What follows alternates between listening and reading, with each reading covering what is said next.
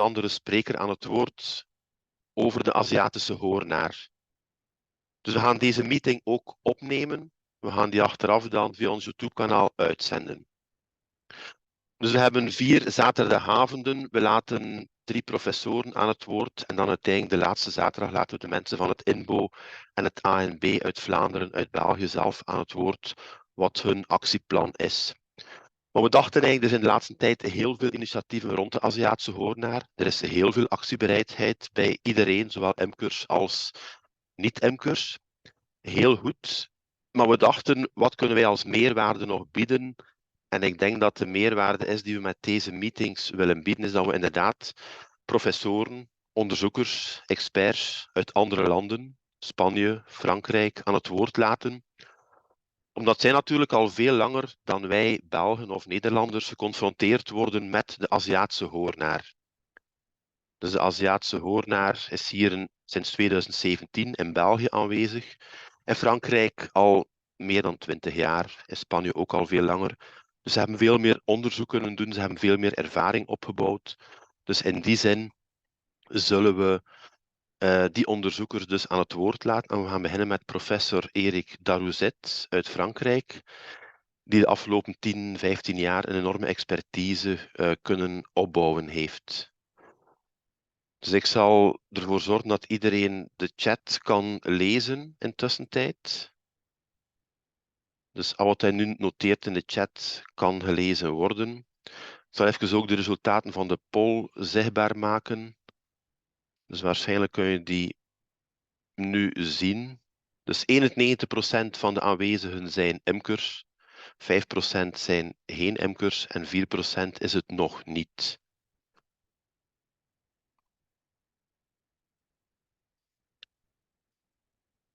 Oké. Donc maintenant, je vais donner la parole à Monsieur Darouzet, professeur Darouzet. Entre-temps, je vais aussi mettre en ordre les sous-titrages.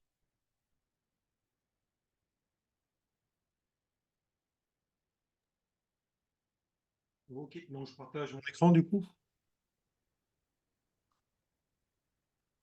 Monsieur Darouzet, tu dois encore adapter, je pense, ta langue. Parler en français. Oui, normalement, je parle français, oui. Ou en Oui, mais anglais. c'est Ah oui, aussi j'écris notre... néerlandais sur mon Oui, truc. c'est ça, oui. Donc j'ai mis français. Ok. Ça marche mieux pour vous? Oui, maintenant c'est clair. En tout Maintenant, cas, c'est clair? Ok. je peux lire, oui, tout ce que tu dis est, oui, écrit en néerlandais. Ok. Dus misschien nog voor de mensen, moest u het onderschrift niet zien, dan kunt u onderaan aanklikken onderschrift opzetten. Par contre, j'ai pas la main pour partager mon écran.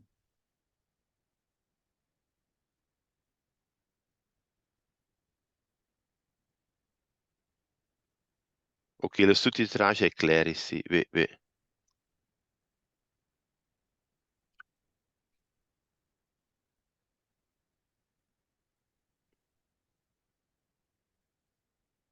Et tu peux partager ton écran ou c'est... Non, pour l'instant, j'ai pas les droits. Il faut Ah, que ok, attends, l'animateur me donne les droits. je vais donner les droits. Ok, maintenant tu as les droits pour partager ton écran. Ok, c'est parfait. Ça marche. Donc si je partage, si je mets en Voor de direct. vertaling moet iedereen even kijken. U kunt aanduiden in welke taal u de vertaling wenst te zien. U kunt aanduiden Nederlands.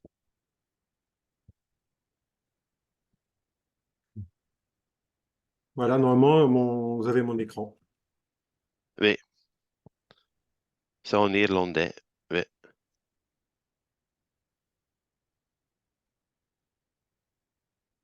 Donc je commence quand j'ai le feu vert.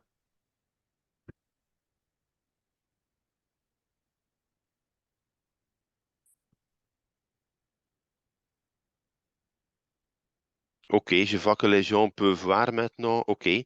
Donc, moest er nog iemand een probleem hebben met de vertaling, moet inderdaad even onderaan klikken, vertaling. Natuurlijk, als ik in het Nederlands spreek, ja, dan maakt de vertaling er een potje van. Maar als er in het Frans gesproken wordt, is de vertaling naar het Nederlands wel op orde.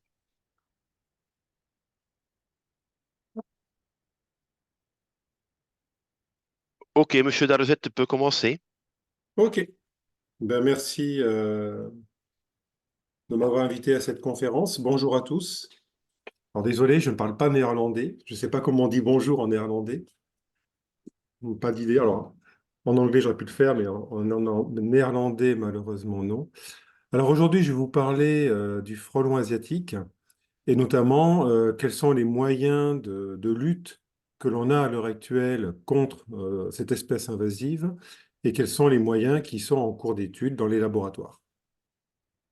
Alors la première question que l'on peut poser, c'est finalement pourquoi essayer de contrôler cette population invasive? Pourquoi lutter contre le frelon asiatique? Alors, moi, je dirais pour trois raisons principales. Tout d'abord, la première raison est économique.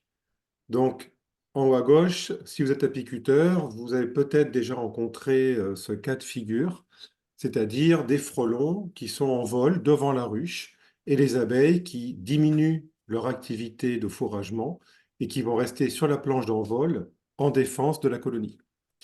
Donc le problème avec ça, c'est que les frelons vont chasser les abeilles. Donc la population de la colonie va diminuer au cours du temps, ce qui est déjà un problème en soi. Mais surtout, le plus gros problème que l'on a, c'est le stress que vont avoir les abeilles. Et la conséquence, c'est qu'elles vont arrêter, enfin, en tout cas fortement diminuer, voire même arrêter leur activité de fourragement à l'extérieur. Donc il va y avoir une forte diminution et un arrêt de la rentrée de nourriture au sein de la colonie. Et la reine va diminuer sa ponte. Donc tous ces paramètres ensemble vont aboutir à la mort de la colonie, ou en tout cas à un fort affaiblissement de la colonie qui pourra ne pas passer l'hiver, voire parfois la mort de la colonie. Donc au niveau économique, le secteur de l'apiculture est gravement touché par le frelon asiatique, ce qui est quand même largement reconnu.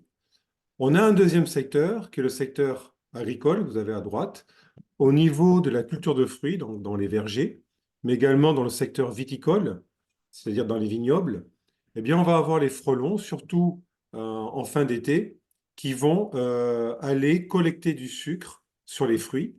Et comme on peut le voir sur la vidéo, ils vont grignoter les fruits, ce qui va entraîner une perte de fruits à récolter. Et notamment, certains professionnels de la culture de fruits en France ont fait part d'une baisse de rendement à l'hectare de plus de 30%. Et ce qui fait que certains professionnels ne sont même pas versés de salaire en 2023 en raison des attaques de frelons sur les fruits. Et ces attaques de frelons sur les fruits se font même avant maturité des fruits, c'est-à-dire avant les récoltes. Donc ça complique quand même beaucoup les choses. Après, ça, c'est secteur apicole, secteur agricole. Bon, c'est quand même bien reconnu à l'heure actuelle qu'on a un problème avec le frelon asiatique. Mais on a d'autres secteurs d'activité aussi qui sont touchés, notamment les places de marché.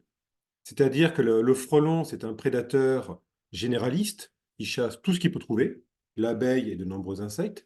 Mais c'est aussi un prédateur, enfin, c'est un prédateur, j'allais dire, opportuniste. C'est-à-dire que dès qu'il tombe sur le cadavre d'un animal, un vertébré, eh bien, il va récolter de la viande dessus, comme s'il chassait un insecte. Donc, sur les étals de viande et les étals de poissons sur les places de marché, on a des frelons qui viennent, et ce qui inquiète, stresse les clients, ce qui diminue la fréquentation des marchés, et les professionnels sont gravement impactés aussi. Donc, on a plusieurs secteurs économiques qui sont touchés par la présence du frelon asiatique, mais également, comme vous avez ici en bas à gauche, vous avez aussi la santé humaine. C'est-à-dire que le frelon, c'est un insecte qui pique, évidemment, hein, comme tout hyménoptère social.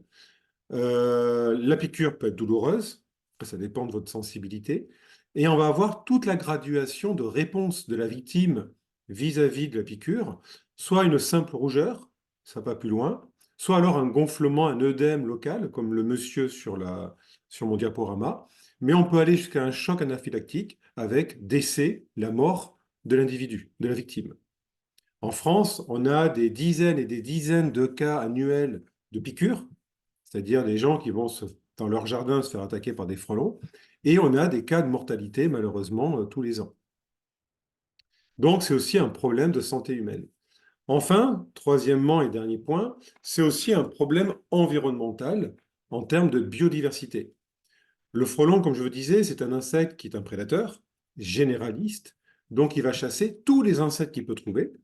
Et on a estimé, c'est une étude qu'ont fait des collègues de Paris, ils ont fait une estimation de la quantité d'insectes que peut capturer une colonie de frelons entre le printemps et l'hiver, c'est-à-dire sur la durée de vie d'une colonie. Et ils sont arrivés au chiffre, qui est peut-être sous-estimé, de plus de 11 kilos d'insectes capturés et tués. Donc ça fait quand même beaucoup. Mais si vous voulez un exemple pour bien marquer les esprits, je prends un exemple qui est le département de la Manche en France, qui est le long de l'Atlantique. C'est un petit département. En 2022, ils avaient repéré 9000 colonies de frelons. Si on fait 11 kilos d'insectes capturés par colonie, ça veut dire que plus de 11 tonnes d'insectes ont été prélevés par les frelons dans ce département de la Manche. Donc c'est quand même un impact environnemental qui est quand même conséquent, on va dire. Mais au niveau environnement, il n'y a pas que ça.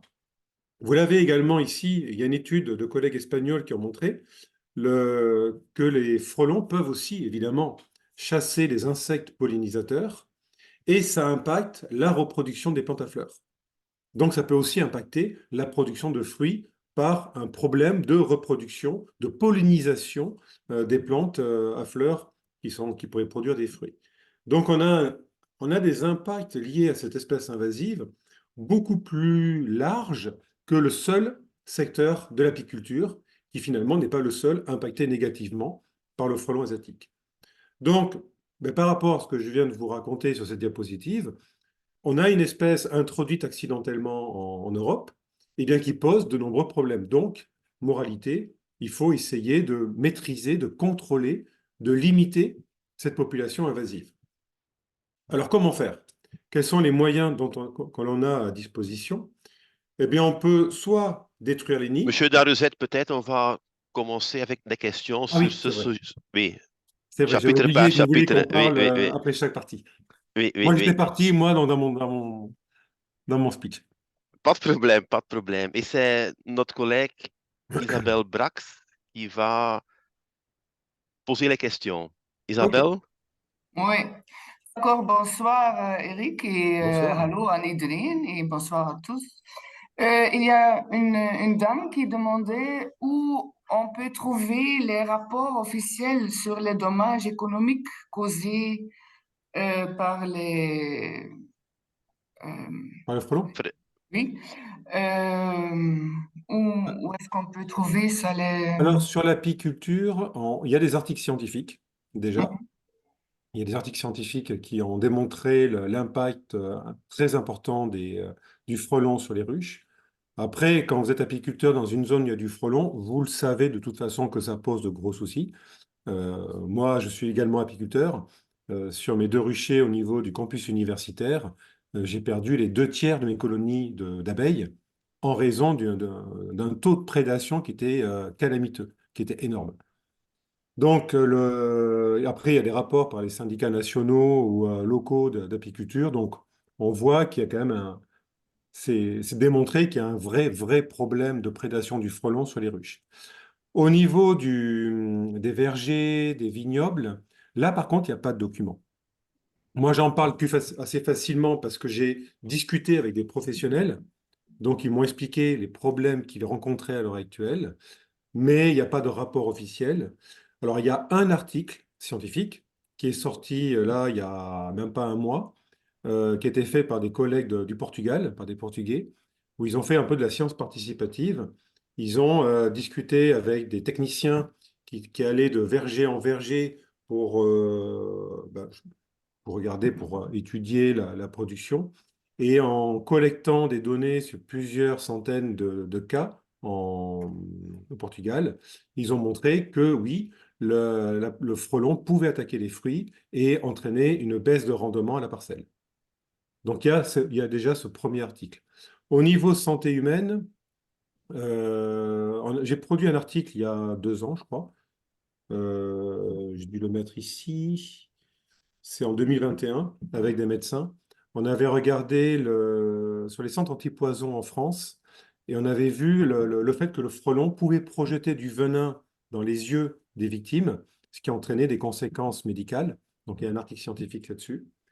Il y a un vieil article en 2010 de Haro dans Toxicon qui montrait qu'il n'y avait pas plus d'accidents liés au frelon asiatique dans les zones, dans les départements où il y avait du frelon et les départements où il n'y avait pas de frelon. Maintenant, il n'y a pas beaucoup d'études médicales, je vous avoue. Après, il y a mon livre que j'ai publié en 2019 où je parlais également de ça. Pour l'impact écologique, bon là, je vous ai mis les références hein, de mon collègue Quentin Rome en 2011-2021, où il a publié 2 articles sur l'impact écologique et un article à gauche de Rojas Nosas en 2020 sur l'impact sur la pollinisation. Donc là, vous avez sur la diapo, chaque fois, je vous ai mis les références scientifiques qui parlent de ce que j'ai raconté. Après, est-ce qu'au niveau, je ne sais pas moi, de documents dits de vulgarisation ou techniques pour les apiculteurs, bon, là, je n'ai pas trop creusé. Moi, je suis un scientifique, je ne suis pas allé vraiment voir dans la littérature apicole. Mais dans les journaux apicoles, il y a toujours des articles qui parlent des problèmes en général liés à l'apiculture. Ouais. J'ai répondu à votre question? Oui, d'accord. Et on peut trouver, il y a, attends, Eh ben, si vous utilisez Google Scholar, par exemple, vous ouais, tapez la référence que j'ai mise et vous pouvez voir déjà le résumé de l'article. Alors après, avoir accès à l'article en lui-même, ça dépend de quelle structure vous êtes. Parce qu'en général, ce n'est pas des articles en open access. Donc, c'est des articles où il faut payer les journaux pour accéder aux articles scientifiques. Donc, c'est plutôt ouais. réservé aux scientifiques ou alors qui ont un accès par une structure. Sinon, après, je ne suis pas censé en parler, mais il existe des moteurs de recherche officieux. Vous tapez la référence et ça vous donne le PDF de l'article. Oui, d'accord, merci. Et il y a encore un monsieur qui demandait, quand on a déjà mesuré le niveau de l'hormone de stress dans les ruches causées par les frelons. Alors, il y a un article, c'est l'ESA, je vous ai mis ici en 2019. C'est une collègue de Majorque. Avec des collègues à elle, ils ont regardé le niveau d'expression de gènes qui interviennent dans les phénomènes de stress. Et ils ont démontré que les colonies d'abeilles soumises à prédation du frelon asiatique avaient une surexpression des gènes de stress par rapport à des abeilles qui n'étaient pas prédatées. Donc oui, c'est démontré scientifiquement qu'il y a une augmentation du stress de la colonie. Il y a un article aussi qui a été écrit par un collègue chinois, mais je ne l'ai pas encore vu passer. J'ai eu accès à l'article, j'ai pu le lire avant publication, mais il n'est pas publié encore, où il montrait que la reine était aussi soumise au stress lié à la prédation et elle diminuait son activité de ponte. Mais lui, je ne l'ai pas encore vu passer, je ne crois pas qu'il ait encore publié cet article. Mhm. D'accord, merci. Il y a encore, et à côté les abeilles, il y a encore des autres insectes qui sont, quels sont les autres insectes qui sont les plus, comment on dit? Les plus Euh, chassés, les plus prédatés. oui, oui, ouais. En fait, ça, je n'ai pas parlé là, mais c'est l'article de Quentin Rome en 2011, où ils ont regardé dans une région en France, ils ont capturé des ouvrières frelons qui rentraient à leur nid, et ils ont regardé qu'est-ce qu'ils avaient capturé. Donc, alors, ils avaient fait ça sur 3 colonies, une en milieu rural, une en milieu urbain, et une en milieu forestier, je crois. Et ils avaient montré bon, qu'il y avait une différence en termes de capture d'insectes, mais en fait, il y avait des abeilles partout, ceci dit, et en fait, ça chassait tout ce qu'il y avait comme insectes dans chaque environnement. Donc, majoritairement, vous avez des diptères, c'est-à-dire des mouches, vous avez des hyménoptères, comme les abeilles, vous avez des guêpes qui sont aussi capturées par le frelon asiatique, Euh, pas beaucoup de bourdons, ça arrive, mais pas beaucoup. Vous avez également des lépidoptères, papillons, des petits coléoptères aussi. Donc en fait, de manière très classique, j'allais dire, c'est un prédateur généraliste. Il chasse tout ce qu'il peut trouver en fait. Mm. D'accord. Il y a quelqu'un d'autre qui demande, il y a-t-il un élément positif à la présence des frelons asiatiques? Non, enfin, j'en Non, vois pas. J'en non, vois pas. non. Le seul élément que je pourrais voir positif, mais il n'y a pas d'étude qu'il a étudié, c'est au niveau des élevages. Des élevages de bovins, d'ovins, de caprins. Je sais qu'en Allemagne, je crois que c'est en Allemagne, je crois, ou c'est en Belgique.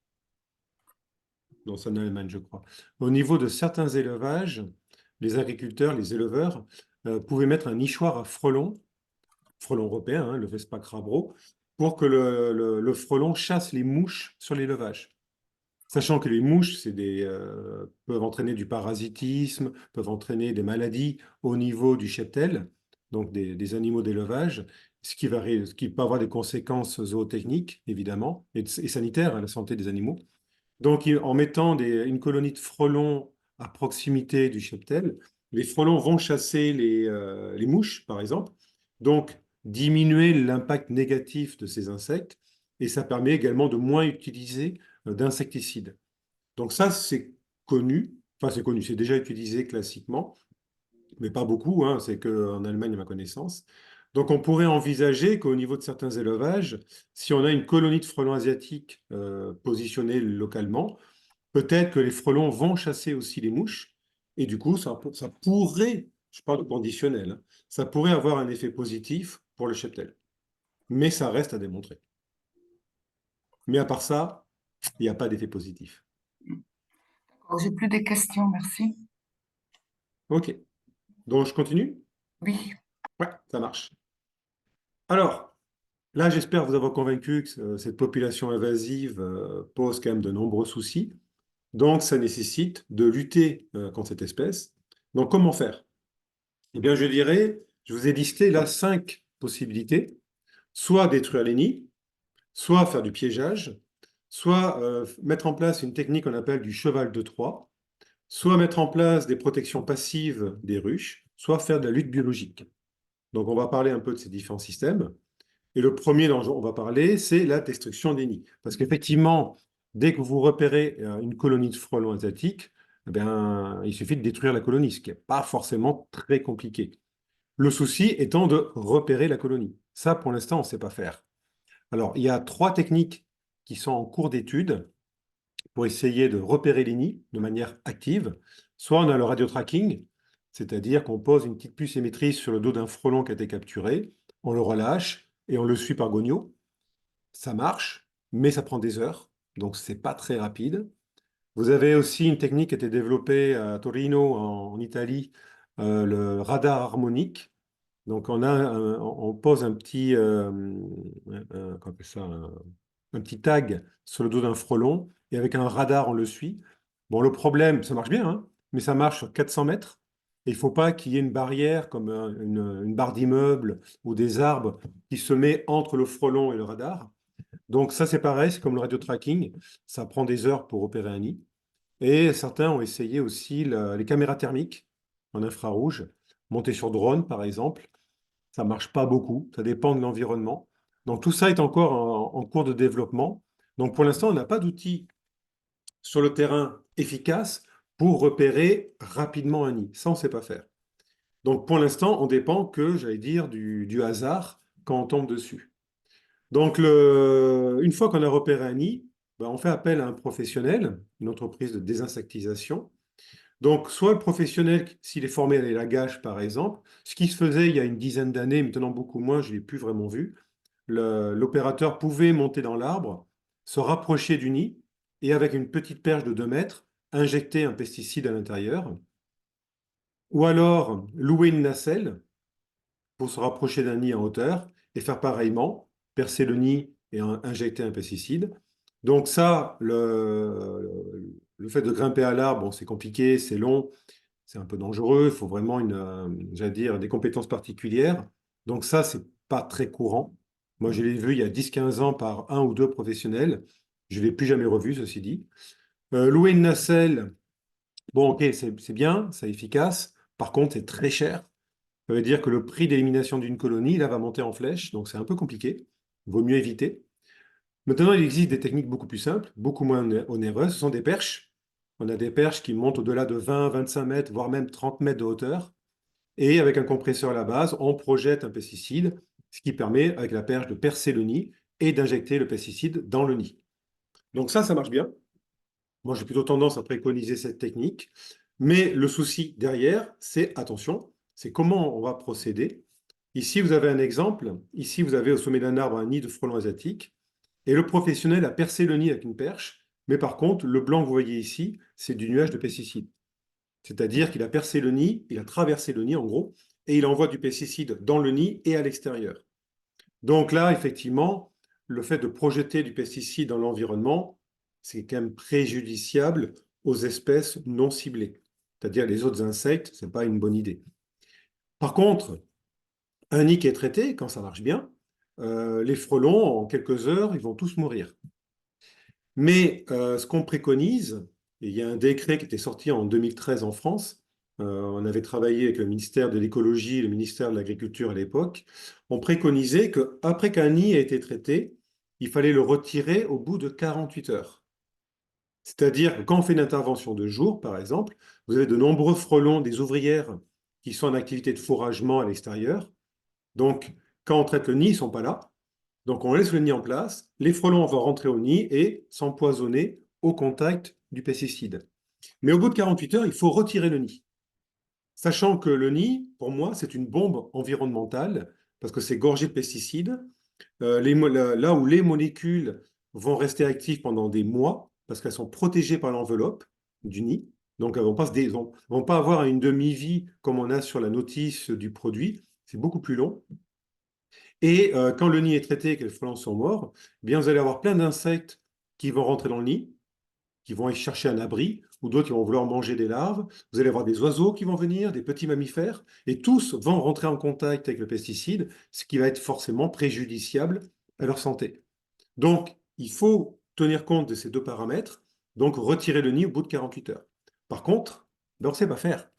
Comment retirer un nid propre? Là, vous avez un nid sur la photo de droite qui a été explosé lors de son retrait et ça a répandu du pesticide partout.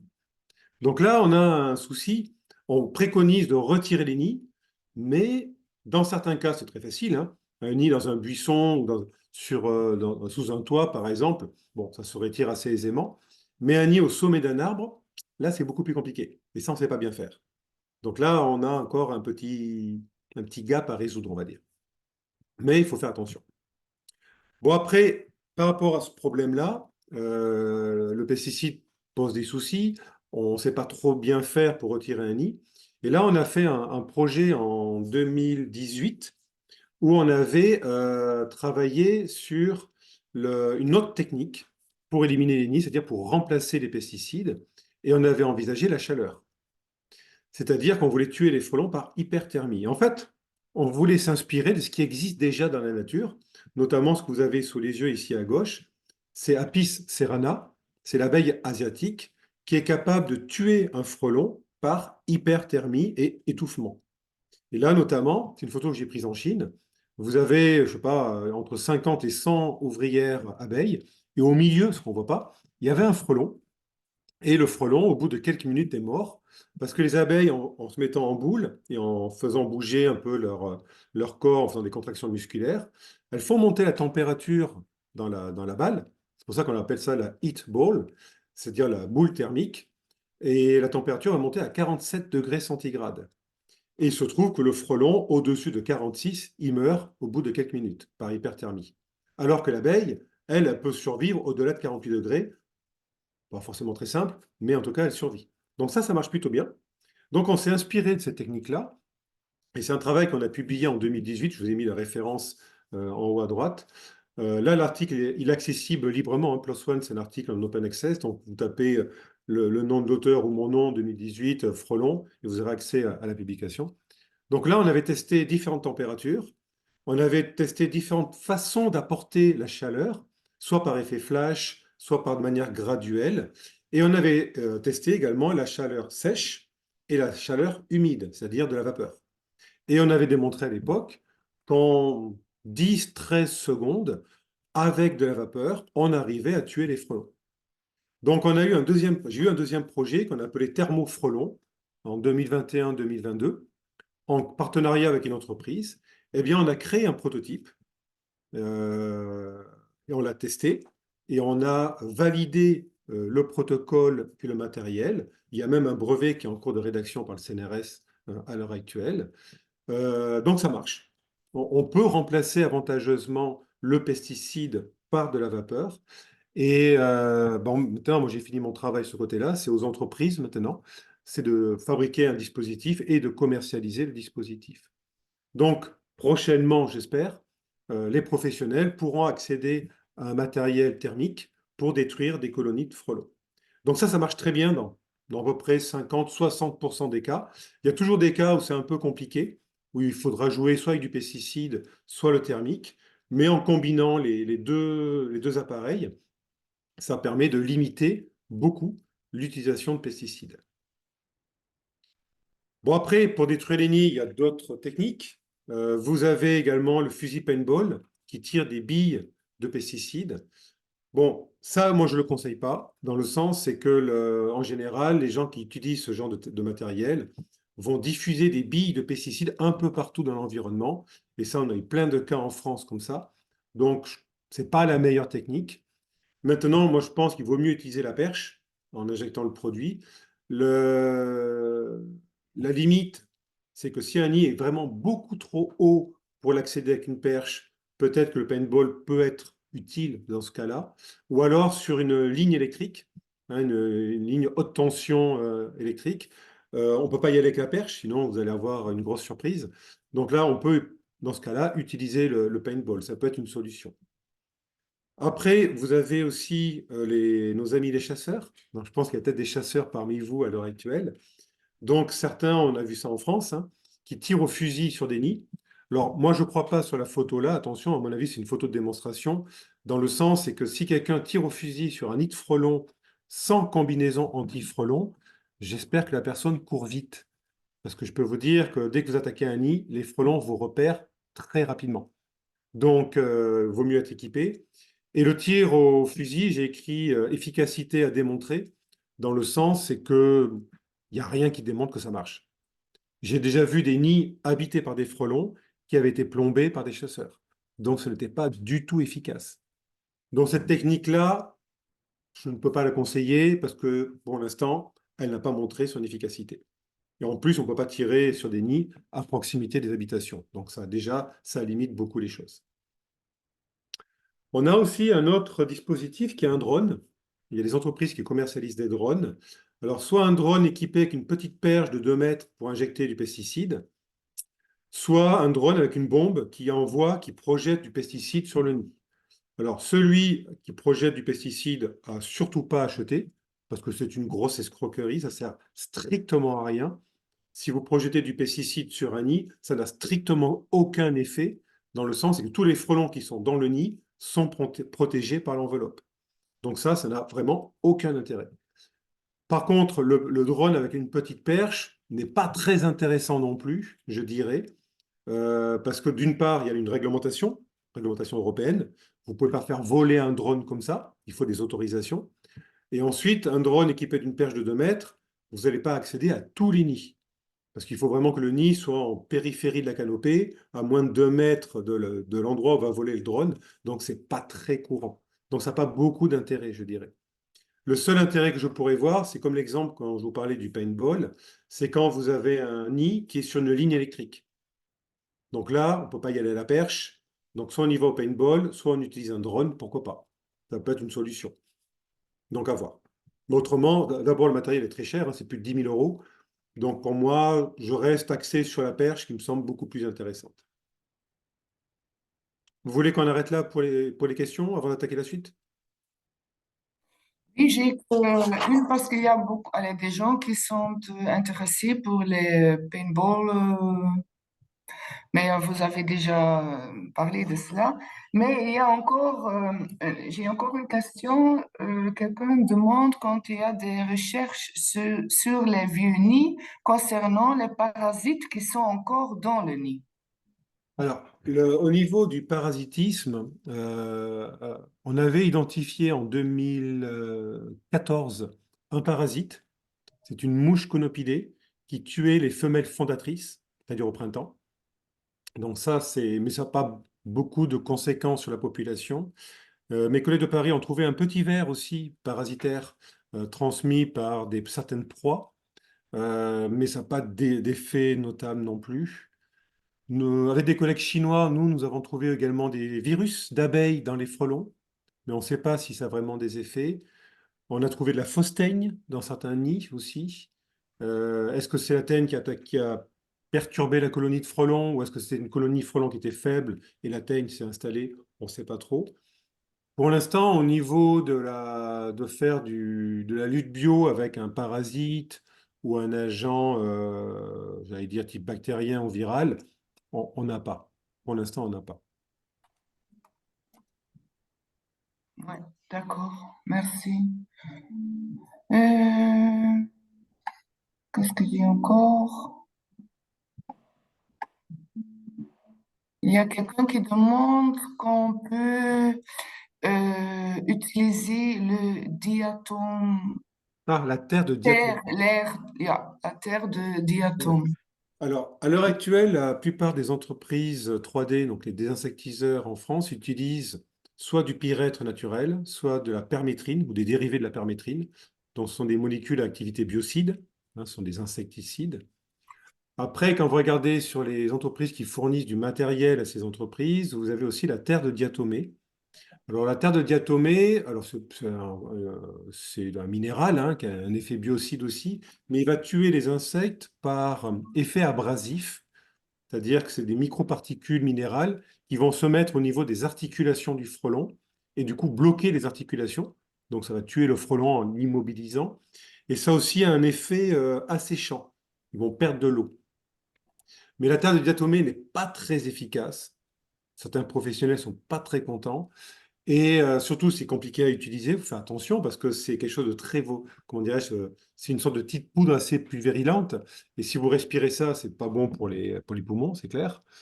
Mais également, quand vous projetez la terre de diatomée dans un nid, c'est pareil, il faut retirer le nid au même titre qu'un pesticide, parce que tout insecte qui va rentrer dedans, ou un oiseau, ou un écureuil, ben, il va rentrer en contact avec le matériau qui n'est pas bon pour la santé. Donc, c'est pas très utilisé pour l'instant.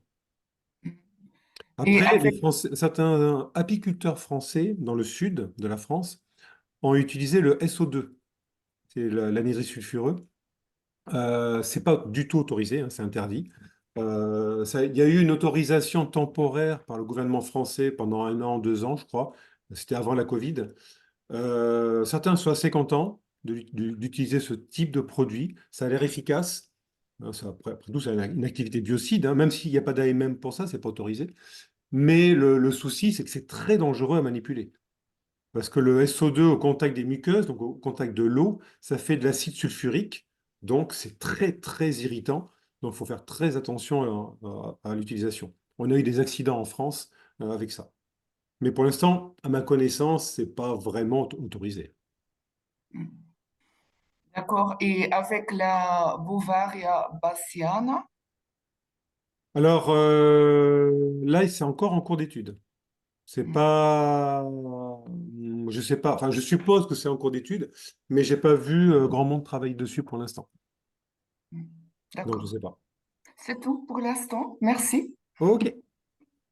Alors, ça, c'était le premier outil de lutte, hein, détruire les colonies. Maintenant, si vous êtes en présence de frelons sur un rucher, un verger, un vignoble, une place de marché ou votre jardin, bon, on peut être amené à essayer de mettre en place des pièges pour capturer les frelons. Alors, les pièges à l'heure actuelle, il y a plein de pièges qui sont sur le marché. Tous utilisent des appâts alimentaires à base de sucre ou à base de protéines. Le problème, c'est que pendant des années, on a eu des pièges qui n'étaient pas sélectifs, c'est-à-dire qui capturaient énormément d'autres insectes et très peu de frelons finalement.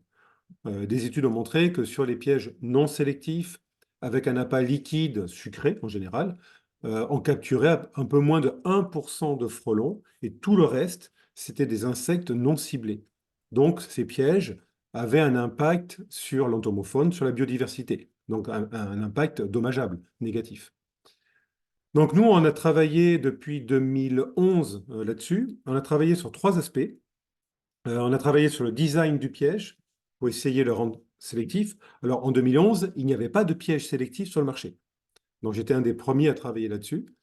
On a travaillé également sur ce que j'appelle un filtre chimique, c'est-à-dire d'utiliser des molécules issues des systèmes de communication chimique du frelon pour essayer de repousser les autres insectes non ciblés attirés par l'appât sucré, par exemple.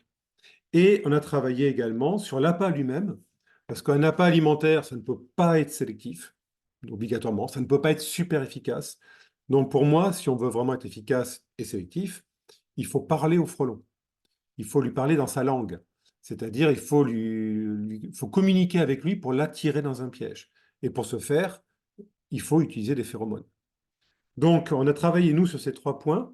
Alors, sur le premier point, le design, bon, maintenant, on a des pièges sélectifs. Donc, je vous engage, à toutes les personnes qui veulent faire du piégeage, à utiliser des pièges sélectifs pour ne pas impacter tous les insectes qu'on ne souhaite pas capturer. Alors, nous, en 2012-2013, nous avions créé un piège sélectif, 100% sélectif. Alors, pour vous montrer que je suis un très mauvais commercial, j'espère un bon scientifique quand même, mais un mauvais commercial, je n'ai pas voulu le mettre sur le marché. Pour moi, le piège était sélectif. Il répondait à la première question que je posais à l'époque, c'est-à-dire avoir ici de la sélectivité, mais ce n'était pas efficace, parce que l'appât alimentaire n'est pas du tout efficace pour attirer efficacement un frelon. Donc, on l'a mis de côté, on a travaillé sur autre chose. Sauf qu'il y a des gens qui ont fait exactement la même chose que moi, et eux, ils ont mis ça sur le commerce, et ils gagnent de l'argent avec. Donc moi, mon labo, on ne gagne pas d'argent avec, donc on n'est pas très efficace au niveau commercial. Mais maintenant, sur le marché, ou même en fabrication maison, hein, vous avez des plans sur Internet, hein, vous pouvez fabriquer ça assez facilement. Vous voyez, même sur celui que je vous ai montré ici, ce sont des grilles à rennes, hein, que vous avez ici, donc ça vient du secteur apicole. Vous mettez 2 entonnoirs, une boîte avec une plaque de plexi dessus, et vous avez un piège sélectif. Donc c'est parfait. Avec un trou d'entrée ici à 0,8 cm, ou 0,7, 0,7, 0,8, et vous avez un piège qui est sélectif. Donc, par contre, ils sont quand même relativement chers, hein. Les pièges commercialisés ils tournent à peu près à 35 €. D'autres peuvent monter bien au-delà. Donc ça, moi, franchement, je trouve que c'est un peu trop cher. Par contre, si vous les fabriquez vous-même, c'est beaucoup moins cher, mais ça prend un peu de temps, il faut faire du bricolage. Bon. Mais l'avantage, c'est que c'est vraiment sélectif.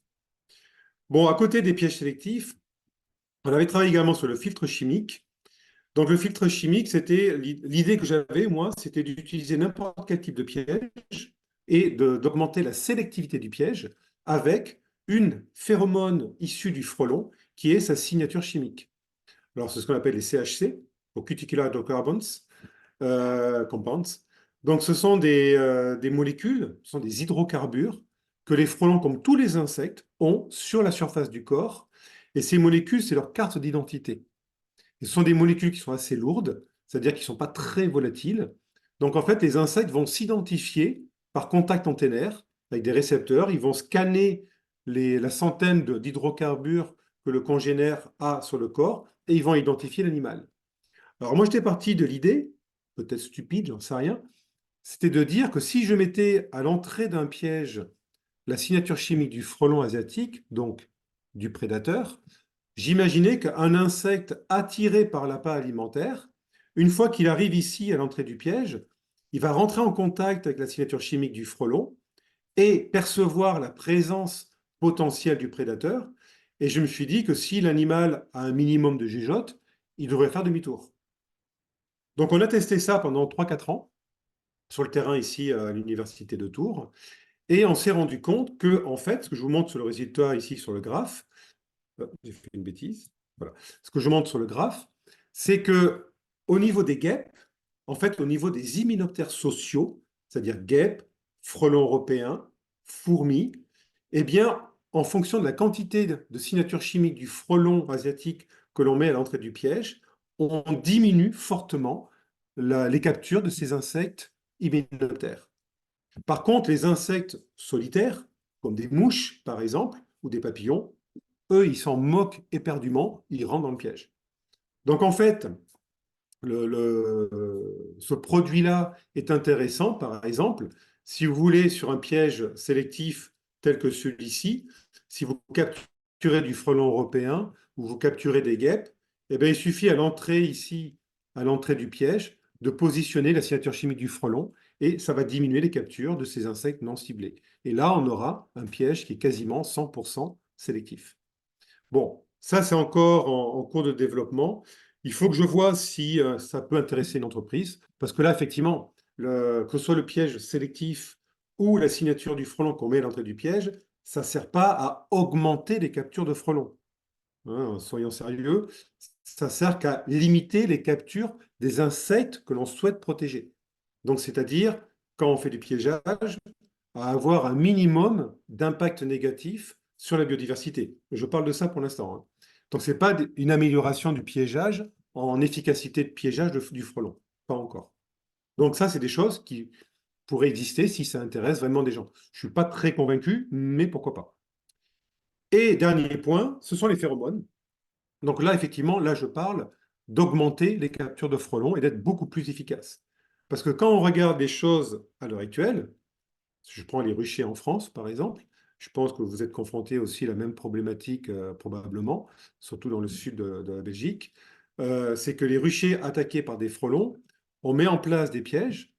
Dans certains pièges, on peut capturer des frelons, mais les colonies d'abeilles sont toujours attaquées par d'autres frelons.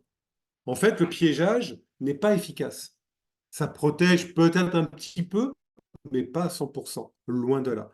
Donc là, ça veut dire que l'appât alimentaire, qu'il soit sucré ou protéiné, n'est pas efficace pour attirer et capturer un frelon. Ça revient à ce que je vous disais tout à l'heure.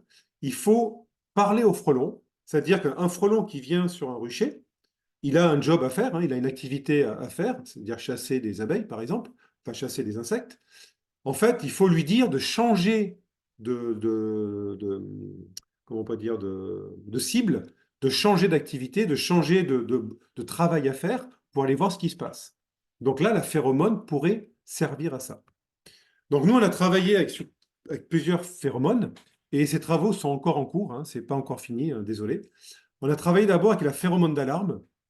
Alors la phéromone d'alarme, c'est un ensemble de molécules qui sont dans la glande à venin et qu'une ouvrière frelon va diffuser quand elle est sous stress. Et le rôle de la phéromone d'alarme, c'est d'attirer les congénères, c'est-à-dire de recruter des sœurs, des ouvrières, pour défendre la colonie, par exemple, ou pour défendre l'individu qui est sous stress. Donc ça, cette phéromone peut être intéressante parce qu'en fait, quelle que soit l'activité, théoriquement, quelle que soit l'activité des ouvrières, si une congénère leur crie au secours, venez voir ce qui se passe, eh bien, ces ouvrières vont venir voir ce qui se passe et rentrer potentiellement dans le piège. Donc ça fait déjà depuis plusieurs années qu'on travaille sur cette question-là. On n'a pas encore fini, malheureusement. J'espère dans 1 an ou dans 2 ans, je croise les doigts. Mais on a déjà fait les premières manips terrain, et vous avez un exemple ici. On a comparé des captures de frelons avec un appât alimentaire, et ici avec un appât phéromonal.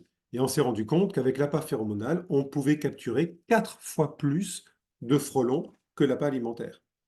Donc la piste est intéressante, c'est pour ça qu'on travaille encore dessus, mais c'est des manips qui sont extrêmement lourdes, onéreuses et longues, dans le sens, il nous a d'abord fallu identifier les molécules, ce qui est très long et très compliqué. Ensuite, tester ces molécules au laboratoire, en individuel, en groupe, à différentes concentrations. Donc ça prend des années de test. Et ensuite, tester également sur le terrain, dans les mêmes conditions. Donc c'est très, très chronophage. Mais on travaille dessus et j'espère pouvoir arriver au bout sur cette question-là. Donc ça, l'appât avec une phéromone d'alarme, c'était pour un piégeage de protection de site. C'est-à-dire, vous avez un rucher, une place de marché, un verger, un vignoble, où il y a des frelons. L'idée est de mettre en place un piège avec cet appât phéromonal, et ça va attirer les ouvrières frelons. Donc en fait, on protège un endroit, mais on ne lutte pas contre la population invasive, évidemment. Mais pour lutter, on a une autre phéromone. Donc ça, c'est un travail que j'ai réalisé avec une collègue chinoise. C'est la phéromone sexuelle. Donc là, ce n'est pas un piège de protection de site, absolument pas. Ça, c'est un piège pour lutter contre la population invasive en Europe. Donc l'idée, c'est que la femelle reproductrice avant Noël, va émettre sa phéromone sexuelle pour attirer les mâles afin de s'accoupler avec eux. Donc, nous, ce qu'on voulait faire, on a d'abord identifié la phéromone sexuelle dans la population chinoise, la population invasive en Europe, et on l'a testé sur le terrain. Donc là, vous avez le graphe, on montre les résultats sur 2 sites en Chine. Donc, on peut voir que en utilisant la phéromone sexuelle, on attire énormément de mâles. Et à droite, on l'a testé. Voilà, pardon. À droite, on l'a testé en France, et on a aussi attiré des mâles avec la phéromone sexuelle. Alors, un peu moins, parce que la grosse différence entre la France et la Chine, en Chine, on a des agglomérats de mâles dans les arbres qui attendent les femelles reproductrices. En France, je ne l'ai jamais observé. Donc, ce que nous, on a fait, on a mis ça sur le campus universitaire, on a attendu, et des frelons ont commencé à arriver. Alors qu'en Chine, mes collègues, ils ont fait, ils ont repéré les arbres où il y avait des mâles, ils ont mis la phéromone sous l'arbre, et ouf, tous les mâles venaient voir la phéromone. Donc là, on a une phéromone, un appât potentiel intéressant. Alors pour l'instant, ce n'est pas encore au point, hein, il faut qu'on formule l'appât. Ça fait 2 ans qu'on essaye, mais on a des problèmes techniques à l'heure actuelle avec mon partenaire industriel. Donc on va essayer de résoudre ça cette année. Mais l'idée derrière, ce sera de mettre des pièges avec phéromones sexuels sur le territoire pour attirer les mâles, c'est-à-dire diminuer le nombre de mâles dans la nature, ce qui fait que les femelles, quand elles vont vouloir s'accoupler avec des mâles, elles auront du mal à en trouver. Et toute femelle non accouplée ou mal accouplée ne pourra pas produire de nid l'année suivante. Donc là, on pourrait envisager un dispositif de lutte là contre la population invasive pour essayer de diminuer cette population-là. Donc, si vous avez des questions. Non, je n'ai pas de questions. Pas de Merci. questions? Non. Ok. Alors, je continue. C'est bon, je peux continuer? Mhm. Troisième Oui. technique également qui existe, c'est ce qu'on appelle le cheval de Troie. Donc, je pense que vous êtes tous comme moi, vous connaissez l'histoire entre les Grecs et les Troyens, avec le cheval de Troie, le cadeau un peu empoisonné qu'ils ont fait. Eh bien, certains de vos collègues apiculteurs français ont imaginé faire la même chose avec 2 techniques. La première technique, ils ont mis sur des ruchers de la viande empoisonnée avec du fipronil, comme appât. L'idée étant que les ouvrières frelons viennent récupérer des petits morceaux de viande empoisonnée. Ensuite, elles vont ramener au nid les protéines pour nourrir les larves qui sont donc le couvain qui est dans la colonie, et ça va tuer les larves. Il y a une autre variante aussi que certains font. Ils vont capturer des ouvrières frelons devant les ruches, leur déposer sur le dos, au niveau du thorax, une petite gouttelette un peu huileuse de fipronil, couper une patte au frelon pour le motiver à ce qu'il rentre à son nid. Donc il va rentrer à son nid, il va se faire nettoyer par ses congénères ouvrières et transférer le pesticide dans le nid. Donc là, il y a une étude qui a été publiée tout récemment, l'année dernière, en 2023, par des collègues qui ont testé en sciences participatives avec de nombreux apiculteurs cette technique-là. Et ils ont montré que, par exemple, c'est sur ce graphe-là, quand ils avaient des ruchers qui étaient fortement attaqués par des frelons, ils diminuaient, au bout de 2 jours, 7 jours et 2 semaines, ils diminuaient la quantité de frelons en prédation sur les ruches. Mais ils ne l'annulaient pas. Par contre, pour les ruchers où il y avait moins de frelons, c'est-à-dire entre 10 et 30 frelons ici en bleu ou moins de 10 frelons ici en bleu-vert, eh bien, en fait, les résultats, il y avait une petite diminution du nombre de frelons, mais jamais annulation du nombre de frelons. Alors là, vous avez sous les yeux donc une technique qui est fortement décriée par la communauté scientifique et par des apiculteurs aussi et différentes personnes pour plusieurs raisons. La première raison, c'est que cette technique permet de diffuser dans l'environnement une molécule d'activité biocide, donc un pesticide, sans aucun contrôle. On ne sait pas quand un frelon prend un pesticide où il va. Par exemple, on peut très bien envisager qu'un frelon va aller dans une colonie d'abeilles à côté et transférer le fipronil dans la colonie d'abeilles. Ça, on n'en sait rien. On peut imaginer aussi que le frelon, quand il va rentrer à son nid, il peut y avoir des effets collatéraux autres, environnementaux, c'est-à-dire que le fipronil va se retrouver dans l'environnement, ou le frelon va se faire attaquer par un oiseau prédateur, comme une bondrée apivore, par exemple, et qui va avaler le fipronil. Et quelles vont être les conséquences pour la santé de l'oiseau? Je ne sais pas. Également, un nid de frelon dont la localisation est totalement inconnue, qui peut être éliminé, on n'a pas la preuve que c'est le cas, mais en tout cas, dans lequel il va y avoir du fipronil. Si certains oiseaux, comme des mésanges, qui sont connus pour ça, qui vont attaquer le nid pour manger des larves, qu'est-ce qui va se passer pour leur santé de consommer du fipronil? Donc là, on a beaucoup d'inconnus, et mes collègues, dans leur article scientifique, le disent dans la conclusion du travail, c'est que oui, le technique cheval de Troie peut être intéressante. En tout cas, c'est une idée qui était intéressante et qui méritait d'être analysée et testée. Ça, c'est clair, parce que c'est une excellente idée. Ça a très bien marché avec les Grecs. Pourquoi ça ne marcherait pas avec nous contre le frelon? Mais les dégâts collatéraux potentiels ne sont pas connus et ne sont pas maîtrisés. Donc, pour l'instant, on ne peut pas conseiller cette technique, d'autant plus qu'elle n'est pas efficace à 100%. Loin de là. C'est-à-dire ça peut, dans certaines conditions, diminuer le niveau de prédation du frelon sur les ruchers, mais ça ne l'annule pas. Maintenant, quand vous discutez avec des apiculteurs dans le sud de la France qui utilisent ce genre de technique, certains sont contents, ils ont eu des résultats intéressants, ils ont un peu soulagé leur rucher. D'autres, par contre, ont arrêté parce que ça ne marchait pas du tout. Donc, c'est très, très aléatoire parce qu'en fait, on ne contrôle pas grand-chose, en fait. Des questions? Non? Non, vous avez tout dit, alors c'est bien. Bon. C'est-à-dire, je suis assez clair, faut croire. J'espère que c'est que ça. Quatrième système de lutte potentielle, c'est ce qu'on appelle les protections passives. Enfin, ce que moi j'appelle protection passive. La première, par exemple, c'est la muselière.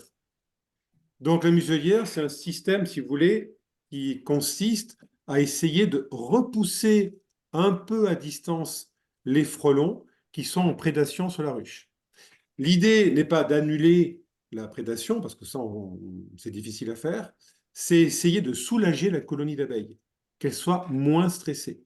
Le but, c'est que les ouvrières abeilles continuent à travailler à l'extérieur.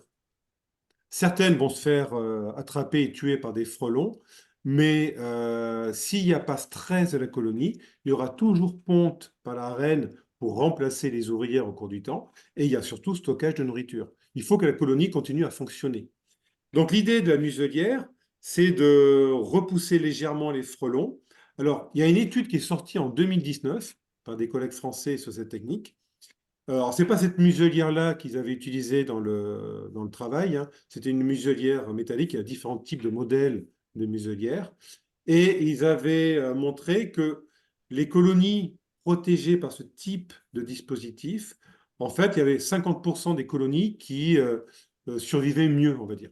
Il y avait 50% de survie en plus des colonies par rapport aux colonies qui ne portaient pas de muselière. Donc, il y a un petit effet qui n'est pas total, qui n'est pas 100%, malheureusement, mais en tout cas qui protège un petit peu la colonie d'abeilles. Et notamment, on avait une diminution de la quantité d'abeilles en défense sur la planche d'envol, ce qu'on appelle le foraging paralysis.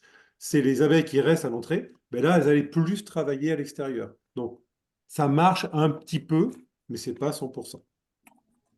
Après, on a d'autres techniques qui sont des filets de protection. Alors, il y a plein de systèmes différents maintenant, soit des filets ou des cages qui englobent une colonie entière d'abeilles, ou alors des filets qui vont recouvrir un rucher complet. Donc là, l'idée, c'est pareil, hein, c'est de repousser le frelon encore plus loin. Mais par contre, là, il n'y a pas d'études scientifiques qui en parlent. Moi, j'en ai parlé un peu dans mon livre, mais je ne sais pas si ça marche ou pas. Là, comme il n'y a pas d'études scientifiques, je ne peux pas me positionner. L'idée, je la trouve intéressante, mais comme je l'ai indiqué ici, l'efficacité est à démontrer, parce que même si l'idée est intéressante, est-ce que ça marche ou pas? Ça, je ne sais pas. Donc, c'est à voir. Après, un autre système passif ou un peu moins passif, on a les systèmes électriques. Vous connaissez peut-être le système ici à gauche de la harpe électrique. Donc en fait, c'est un système dans lequel vous avez des fils verticaux par lesquels passe un courant électrique. On les positionne entre deux ruches, par exemple, Et l'idée, c'est qu'un frelon, quand il arrive sur la ruche ici, va, dans certains cas, pas tout le temps, mais parfois en tout cas, avoir un comportement de vol type exploratoire, où le frelon va voler autour de la ruche, et en faisant ça, il va passer entre les fils, toucher les deux fils, se prendre une châtaigne, donc être assommé, tomber dans le bac qui est ici en dessous, qui contient de l'eau savonneuse ou de l'eau huileuse, et le frelon va se noyer dans le liquide. Alors, ce système de harpe électrique, il y a eu 2, 3 articles scientifiques qui sont sortis de cette technique-là. Ça marche bien, ça permet de tuer quand même pas mal de frelons. Ça marche bien à certains endroits, un peu moins sur d'autres endroits. En termes de sélectivité, ça dépend aussi des endroits. Il y a certains endroits, c'est pas du tout sélectif. Donc, est-ce que c'est vraiment efficace? Je ne sais pas. C'est assez onéreux parce que c'est quand même du matériel qui est cher. Alors, quand vous avez peu de ruches, moi je pense que ça a un intérêt. Quand vous êtes un apiculteur professionnel où vous avez plusieurs dizaines de ruches, là, ça devient très onéreux à installer. Donc, ça devient très compliqué, on va dire. Mais ça peut être intéressant. Maintenant, il y a la méthode chinoise, c'est-à-dire c'est vous, c'est moi, où on défend nos ruches nous-mêmes. Donc, par exemple, oh, pardon. Ici, si j'arrivais à trouver mon curseur, voilà, vous avez... Ah, j'arrive pas à accéder. Attendez, voilà. Vous avez... Ça marche pas? Si. La raquette électrique qui vous permet d'attraper de manière très sélective les frelons et de manière très efficace.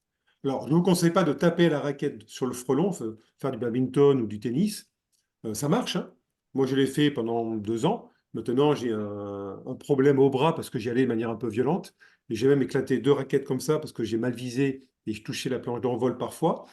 Bon, euh, je suis très grossier quand ça arrive. Maintenant, il y a la technique qui est pour moi, si j'arrive à voir mon curseur là, qui est pour moi la plus efficace, c'est de passer par en dessous. Donc comme ça, vous chopez les frelons, comme vous le voyez sur la vidéo, ça les assomme, ça les tue pas, hein.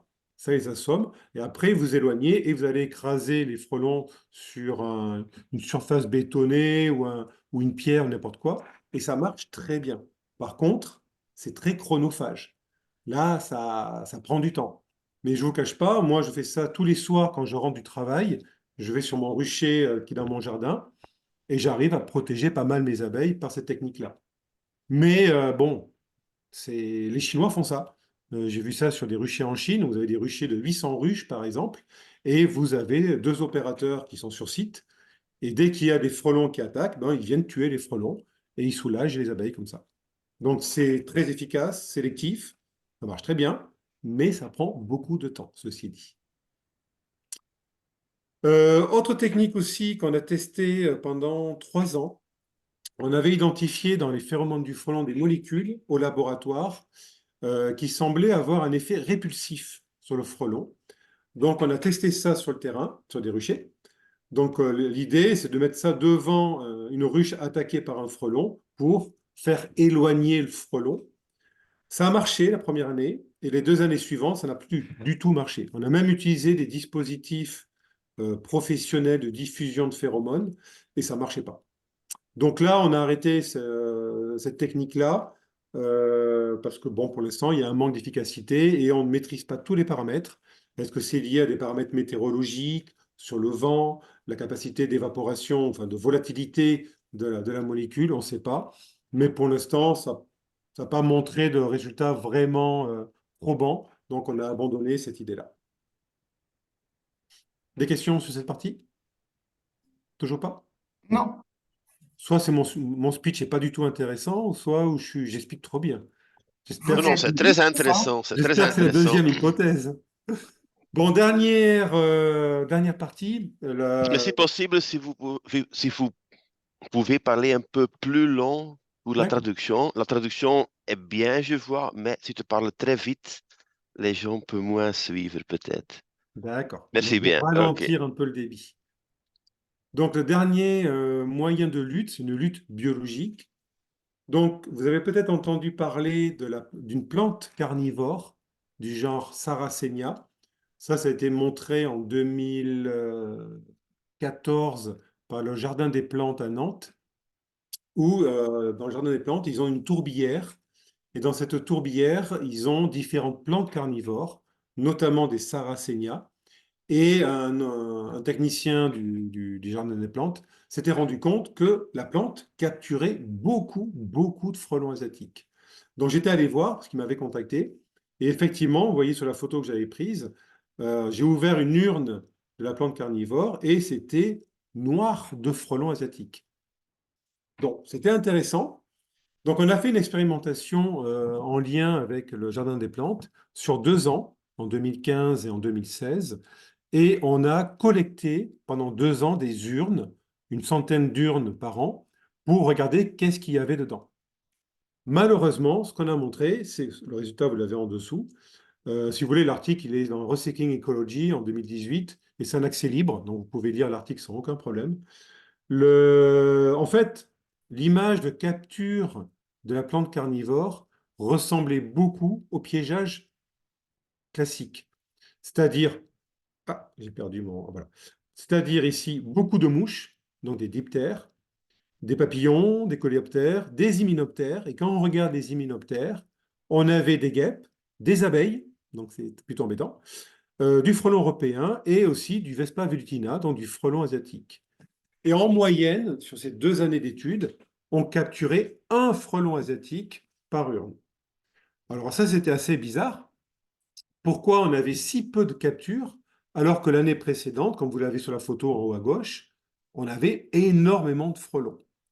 Donc, on a interrogé une entreprise qui avait le marché sur la ville de Nantes de destruction des colonies de frelons, et ils ont été super sympas. Ils ont partagé leurs données commerciales avec nous. Ils nous ont montré ce qu'ils avaient fait, ce qui n'est quand même pas anodin. Et en fait, on s'est rendu compte qu'en 2014, il y avait 3 nids de frelons asiatiques à proximité du Jardin des Plantes. Ce qui fait qu'il y avait beaucoup de frelons dans la zone, ça c'est notre hypothèse, hein, beaucoup de frelons dans la zone, ils avaient beaucoup chassé, donc la biodiversité locale avait diminué, et du coup il y avait beaucoup de frelons, et les plantes ont capturé beaucoup de frelons. Par contre, les données de destruction des nids par l'entreprise ont montré qu'en 2015 et en 2016, il n'y avait pas de nid de frelons asiatiques à moins de 1000 mètres. Sachant que l'aire de prédation d'une colonie, en moyenne, c'est entre 800 et 1000 mètres. Donc en fait, il y avait très peu de frelons. Donc la biodiversité avait remonté, et c'est ce qu'on a observé ici dans les captures par les plantes. Eh bien, elles avaient recapturé plein d'autres insectes, et finalement, très peu de frelons asiatiques. Donc la plante carnivore avait intéressé à l'époque des gens certaines entreprises ont même commercialisé des plantes de Sarracenia pour lutter contre le frelon asiatique. C'était un peu abusé. Surtout que là, on montre que finalement, ça ne protège pas tant que ça et que la plante, ce qui est tout à fait normal, elle capture tout ce qu'elle peut trouver dans l'environnement, en fait. Donc, cet outil de lutte biologique, non, ce n'est pas vraiment intéressant. Deuxième outil de lutte biologique qu'on entend parler au niveau des apiculteurs en France, ce sont les poules. Donc ça, c'est issu d'une observation d'un apiculteur en Bretagne. Il avait trouvé que les poules positionnées dans le rucher pouvaient chasser les frelons qui étaient en prédation sur les abeilles, mais ne chassaient pas les abeilles. Bon, je ne vous cache pas, il n'y a pas d'études qui démontrent quoi que ce soit.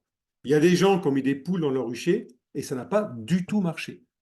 Et même parfois, certaines poules sont même allées manger les abeilles sur la planche d'envol. Donc, ce n'est pas vraiment efficace a priori. Mais certains veulent y croire. Je sais que certains, dans les réseaux des apiculteurs en France, préconisent d'utiliser une souche de poule particulière. Et certains disent qu'il vaut mieux utiliser parfois des jeunes poulets en croissance qui ont besoin de protéines et qui vont chasser les frelons. Bon, ceci dit, rien ne prouve que ça marche. Et en plus, honnêtement, quand vous regardez la photo, une poule entre 2 frelons ou 1000 ou 2000 abeilles sur la planche d'envol, à mon avis, elle va plutôt manger les abeilles. Ça me semble plus logique. Mais finalement, ça reste à démontrer. Donc, pour conclure sur cette présentation, qu'est-ce que qu'est-ce que moi, par exemple, dans mon humble position, qu'est-ce que je pourrais vous conseiller? Ben, tout simplement, ça vous l'avez compris malheureusement, à l'heure actuelle, on ne dispose pas d'outils efficaces à 100% et sélectifs. On a des embryons d'effets de certains outils, mais pas totaux, pas total. Donc, ce que je peux vous conseiller, moi, c'est de combiner deux, trois méthodes. Par exemple, vous avez un rucher qui est attaqué. Moi, c'est ce que je fais sur mon rucher dans mon jardin. Je positionne des pièges, comme vous avez ici sur la photo, ici, des pièges sélectifs, et j'attaque les frelons 1 heure par jour à la raquette électrique. Si vous avez les moyens et pas de nombreuses ruches, vous pouvez rajouter aussi également. Moi, je ne l'ai pas fait parce que bon, j'ai pas tout fait encore, hein. C'est d'utiliser, pourquoi pas, des harpes électriques ou alors des systèmes de muselières sur les colonies. Donc, la seule chose que je peux vous conseiller pour l'instant, c'est d'utiliser 2 voire 3 méthodes en même temps. Ça ne va pas être miraculeux, mais vous risquez de soulager quand même en grande partie vos colonies d'abeilles et éviter de perdre des colonies. Parce que parfois, moi je l'ai vécu l'année dernière, de nombreux apiculteurs en France l'ont vécu, on perd énormément de colonies, parfois en raison de la prédation du frelon asiatique, qui peut être catastrophique. Comme je vous l'ai indiqué tout à l'heure, j'ai 2 ruchers expérimentaux à l'université, j'ai perdu les 2 tiers de mes colonies en raison du frelon asiatique. Et c'est sûr à 100%. C'était bien les frelons. Il y avait un tel niveau de prédation. Si vous voulez, vous regardez sur ma chaîne YouTube, j'ai mis une vidéo à un moment donné sur un rucher. Il y a plein d'insectes qui volent, ce ne sont pas des abeilles, c'est des frelons. Il n'y avait plus d'abeilles qui volaient sur ma rucher, c'était que du frelon asiatique. Et comme ma photo à l'entrée de mon diaporama, vous avez pu le voir, sur la planche d'envol, c'est noir de frelons, il n'y avait pas d'abeilles. Donc ça peut être catastrophique parfois. Donc en tout cas, je vous remercie pour votre attention. J'espère que j'étais assez clair. Je n'ai pas parlé trop vite. Si vous voulez d'autres informations, alors je fais un peu ma pub d'une certaine manière, hein. J'ai sorti en 2019 avec le Syndicat national d'apiculture en France un livre sur le frelon asiatique. Bon, il est en rupture d'édition parce ils ont vendu ce qu'ils avaient publié, ce qu'ils avaient imprimé très rapidement et ils n'ont pas réimprimé en raison des coûts à l'heure actuelle. Mais là, ils m'ont demandé de travailler sur une seconde édition qui sortira en fin d'année. Donc, une édition complémentée avec les données récentes, avec les connaissances récentes sur le frelon asiatique. Donc, c'est un livre, je suis désolé, en français. Alors, il faut essayer de contacter vos collègues du SNA pour qu'il y ait une traduction en néerlandais, pourquoi pas. Moi, je serais super content d'avoir un livre en néerlandais. C'est pas pour ça que j'apprendrai la langue, parce que je suis très mauvais en langue, mais ça m'amuserait beaucoup. Donc, il y aura cette seconde édition fin 2024 en français. Sinon, si vous voulez, j'ai une chaîne YouTube sur le frelon asiatique, où je parle un peu aussi abeilles parfois, où vous avez tout un ensemble d'informations, alors en français évidemment. Je crois que j'ai dû mettre 2 vidéos en anglais, avec mon vilain accent français, donc bon. Mais c'est soit anglais, soit français, pas en néerlandais, désolé. Mais vous pouvez avoir les traductions simultanées, ça a l'air de bien marcher a priori. Donc là, c'est des vidéos faites pour le plus grand nombre de personnes, c'est-à-dire c'est vraiment parler de ce qu'on sait, nous, sur le frelon asiatique, de manière simple et factuelle. Donc je pense que c'est accessible par le plus grand nombre. Donc je peux vous proposer que ces 2 outils de communication pour vous donner des informations complémentaires. Et pour terminer, ben, vous vous doutez bien que je ne suis pas tout seul à travailler là-dessus. Je dois remercier un grand nombre de personnes, ce sont des jeunes en général, c'est moi le plus vieux, qui ont travaillé avec moi en stage ou avec des CDD ingénieurs. Je remercie aussi de nombreux apiculteurs en France qui m'ont aidé, qui m'ont apporté des informations, qui m'ont prêté leur rucher pour que j'aille faire des manips. Et à droite, je remercie tous les financeurs qui m'ont permis de faire ces activités de recherche. Donc, je vous remercie vous tous. J'espère que ça vous a intéressé. Et si vous avez des questions, peut-être, ben, je suis à votre disposition. Oui, c'est très intéressant. Peut-être encore une question au sujet du piégeage. Oui. Donc, ici en Belgique, en tout cas, tous les apiculteurs sont en train de se préparer pour ce printemps pour chasser sur les rennes. Quel est ton avis? Ça, c'est efficace? C'est pas efficace parce que certains disent ça ne sert à rien. D'autres Ben, disent c'est très efficace. eh bien, en fait, je ne sais pas. C'est simple, je ne sais pas. Je n'ai pas de données scientifiques qui démontrent l'efficacité ou la non-efficacité, ni dans un sens, ni dans l'autre. Je ne sais pas. Il n'y a pas d'expériences qui ont été réalisées avec des zones où il y avait le piégeage de printemps et des zones réalisées au même moment et qui soient comparables météorologiquement et géographiquement, donc qui serviraient de témoins. Ça n'a jamais été fait. Donc je ne peux pas savoir si c'est efficace ou pas. Maintenant, quand on discute avec les personnes qui font ça, en général des apiculteurs, un grand nombre d'entre eux sont contents parce qu'en fait, ils capturent des femelles dans les pièges. Donc, ils sont partis, alors ça fait des années qu'ils disent ça, mais c'est totalement faux. Ils disent que toute femelle capturée, c'est un nid en moins. Sauf maintenant, on sait que c'est faux. Parce qu'au printemps, quand sur un lot de femelles qui ont survécu à l'hiver, vous allez avoir des fondatrices qui vont créer un nid, et vous allez avoir des compétitrices qui vont essayer d'aller combattre la première pour lui piquer son nid, pour lui voler son nid. Donc on a des combats entre femelles et parfois des combats mortels. Donc est-ce que le piégeage de printemps permet de capturer des fondatrices ou des compétitrices? Eh bien, je ne sais pas, et personne ne peut savoir. Donc en fait, quand on dit une femelle capturée, c'est un nid en moins, c'est totalement faux, fort probablement.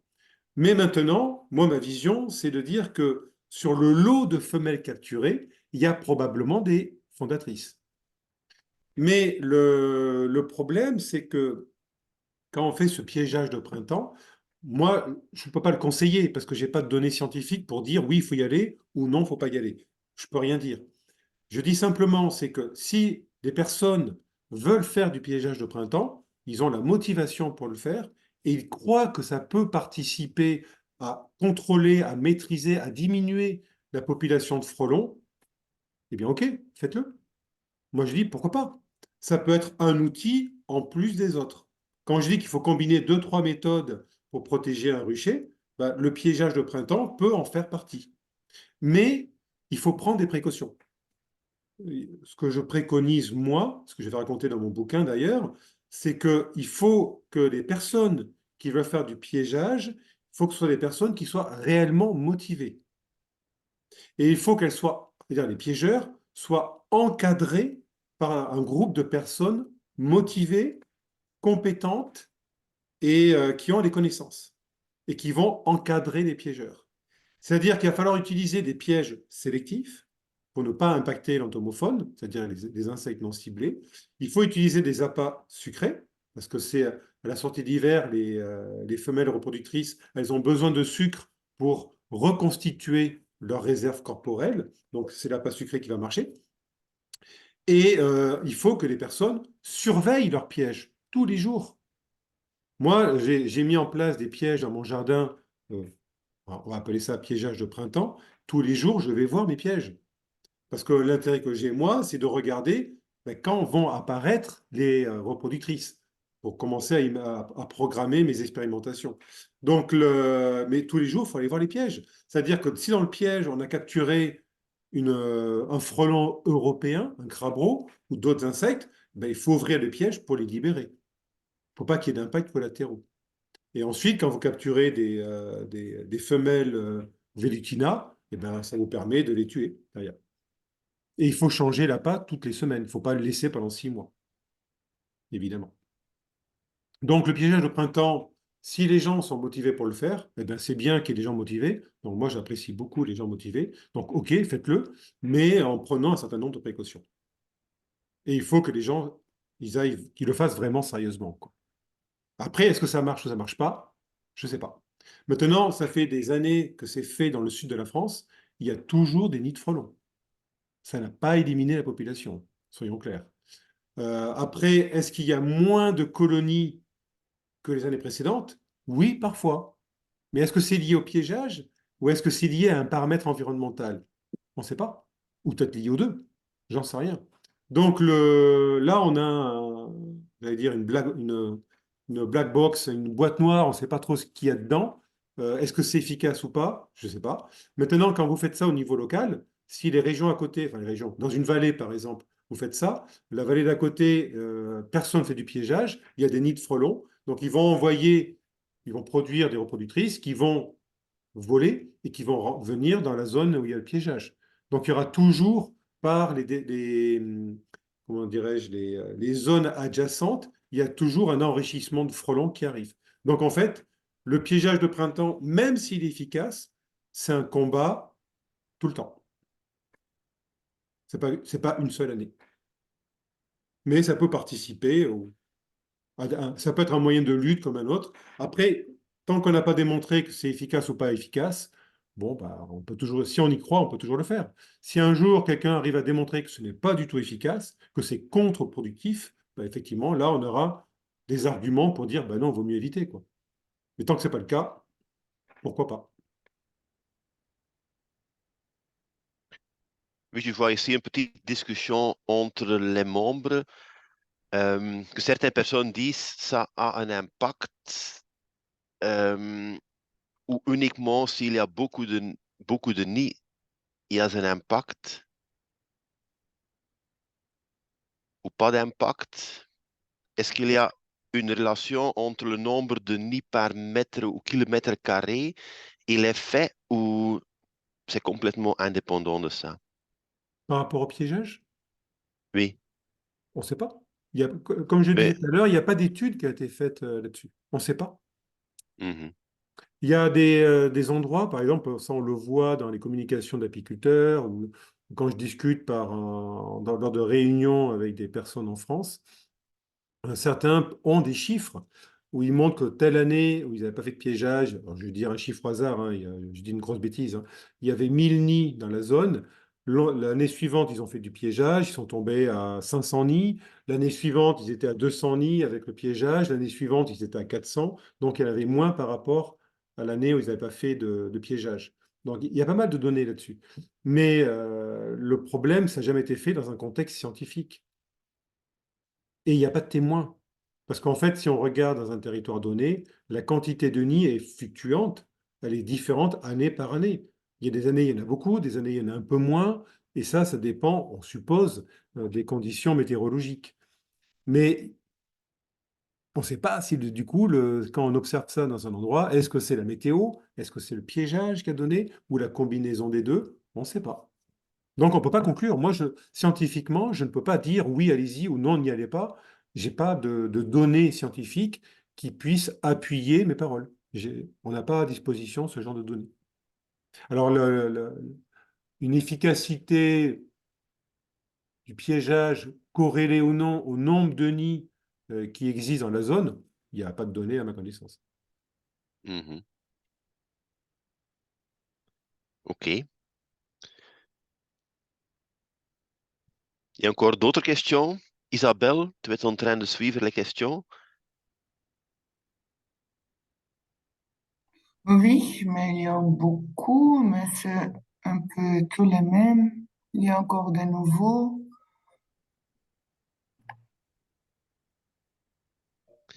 Je vois par exemple quelqu'un qui demande si c'est possible d'élever des abeilles qui attaquent eux-mêmes les frelons comme en Chine. Ça n'a pas d'intérêt majeur. Non, il n'y a pas. Je sais qu'il y en a qui se sont posé la question. Alors, c'est une question complexe. Je vous rappelle que les abeilles, genre mellifera, elles ont été sélectionnées pour produire du miel en quantité et n'être pas trop agressifs pour pas aller trop chatouiller l'apiculteur. Maintenant, si on revient en arrière et on sélectionne des abeilles qui soient bien agressives pour se défendre toutes seules, elles vont aussi se défendre contre l'apiculteur. Donc, c'est pas forcément ce que les gens préfèrent. Maintenant, si je vous parle d'Apis cerana qui est capable de se défendre, attention, le meilleur outil de défense de Serana, c'est pas elle, c'est l'apiculteur en Chine. Parce que une colonie d'abeilles Serana peut faire une, voire deux hit-balls contre un ou deux frelons, mais si vous avez 4, 5, 10 frelons qui attaquent, elles se font détruire comme mellifera, hein. Donc la défense de l'abeille n'est pas d'une efficacité redoutable. L'apiculteur reste l'outil de défense le plus optimum, on va dire.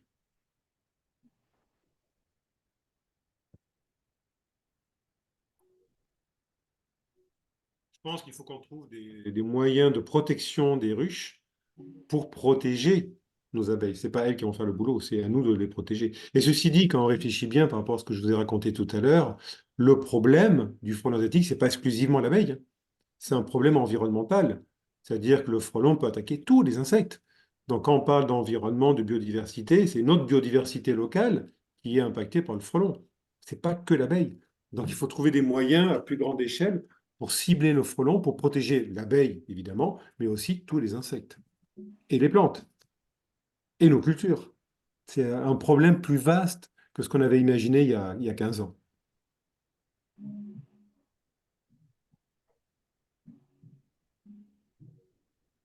Ok, c'est très clair ça. Je veux encore dire, il y a beaucoup de questions sur comment on peut allez, protéger notre abeille, notre ruche, mais ça, c'est le 16e que la professeure va donner beaucoup d'explications. Oui, c'est ça, hein. Bah, disons, pour protéger les ruches, on a, comme je vous l'ai indiqué, c'est un peu la moralité de ma présentation, on n'a pas d'outils efficaces. Après, vous avez certaines personnes qui veulent vendre des produits qui vont vous dire, moi j'ai la solution miraculeuse et super efficace, mais c'est faux. Je ne peux pas citer des noms, parce que bon, j'en connais, mais certains vendent du matériel type des pièges ou d'autres choses comme ça, en disant qu'ils ont la solution qui marche super bien, sauf que c'est totalement faux. Il n'y a pas de solution efficace réellement à l'heure actuelle. Donc, face à ce constat, si, la seule solution efficace, c'est l'apiculteur qui une raquette. Ça, c'est indéniable. C'est la seule solution sélective, efficace à 100%. Par contre, ça veut dire qu'il faut qu'il y ait un humain qui reste toute la journée devant la ruche. Bon, c'est un peu difficile à mettre en œuvre. Donc, si on veut des solutions qui puissent défendre les colonies quand on n'est pas là, eh bien, il n'y a pas de solution unique. Il faut jouer sur deux, trois solutions, comme dans ma conclusion, si on veut avoir un minimum d'effet. Ça, c'est Alors, si d'autres personnes vous disent l'inverse, je demande à voir. Là, ils auraient du boulot à me convaincre. Ok, c'est Mais très il y a des clair. choses qui sont en cours d'étude, hein, ceci dit. Attention, hein, je ne veux pas être trop pessimiste, hein. Je ne suis pas pessimiste, hein. Moi, je reste optimiste.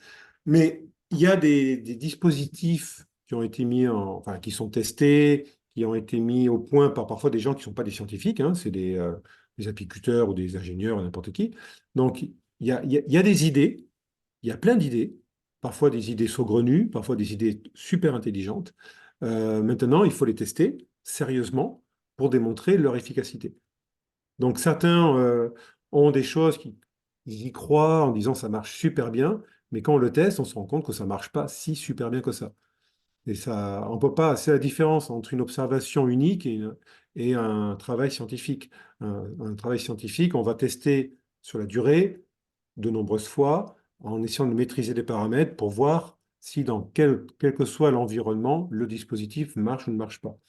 Donc il faut des témoins, il faut le dispositif expérimental. Bon, ça c'est le job du scientifique, ça. Donc chacun son job, ceci dit. Donc je ne critique pas ces personnes-là. Mais derrière, il y a des choses qui sont peut-être en cours de test à l'heure actuelle, et certaines seront peut-être des outils plus efficaces, en tout cas, que ceux qui existent à l'heure actuelle. J'espère, en tout cas. Donc, il y a peut-être des choses qui vont sortir dans les prochains mois ou années qui vont permettre d'aider, en tout cas.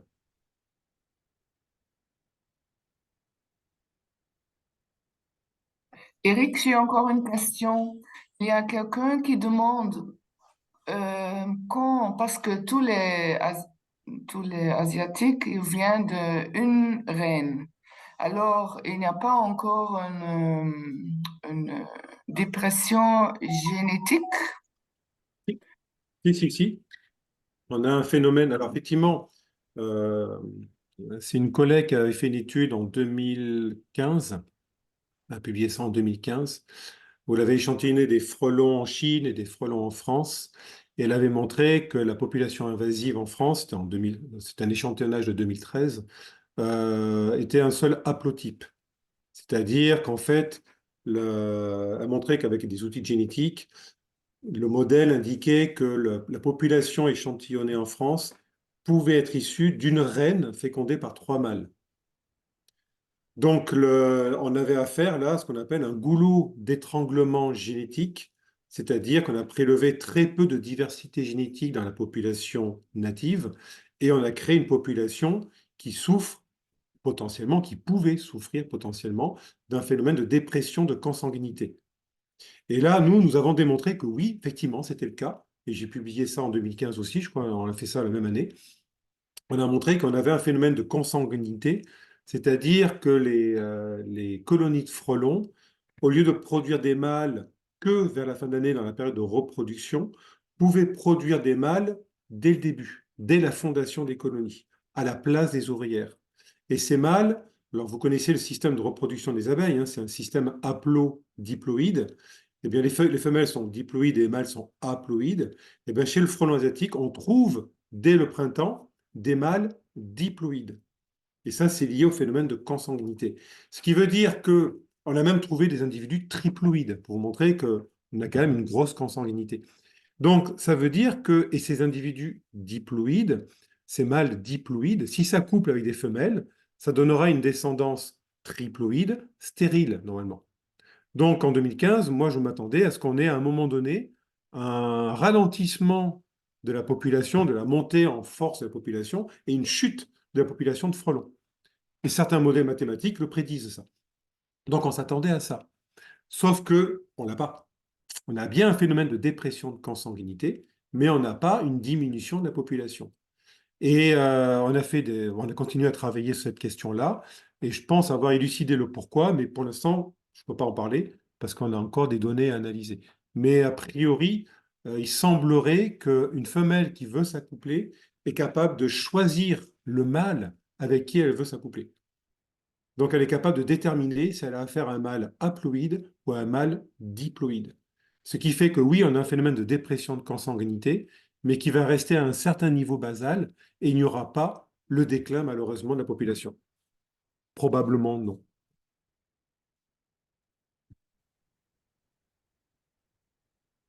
J'ai répondu à votre question? Oui, Oui. oui, oui. Ok. Autre question?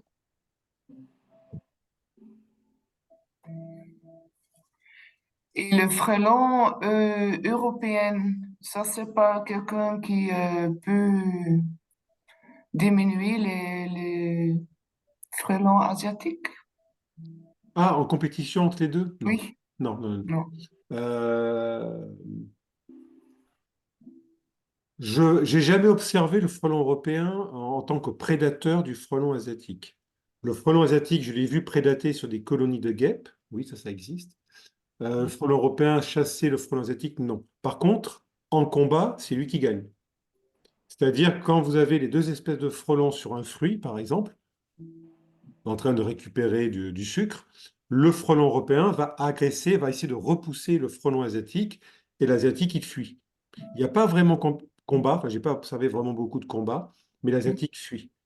J'ai eu un cas, à un moment donné, on avait une colonie de frelons asiatiques en élevage, et une colonie de frelons européens a détruit notre colonie, qui était assez faible, ceci dit. Et donc là, on a eu un cas où effectivement la colonie d'asiatique s'est fait détruire par l'européen. Parce qu'en fait, on avait un nid de frelons européen dans l'arbre juste au-dessus de l'asiatique. On ne l'avait pas vu. Donc bon, on a eu un peu quelques petits soucis.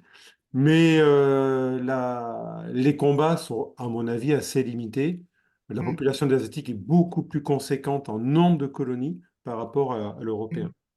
Donc, Et je ne pense maintenant, pas que les l'Européen va s'en sortir. frelons, excusez-moi, les frelons orientaux sont aussi rentrés en France. Oui. Et ça va être un problème aussi? Ah, c'est un problème.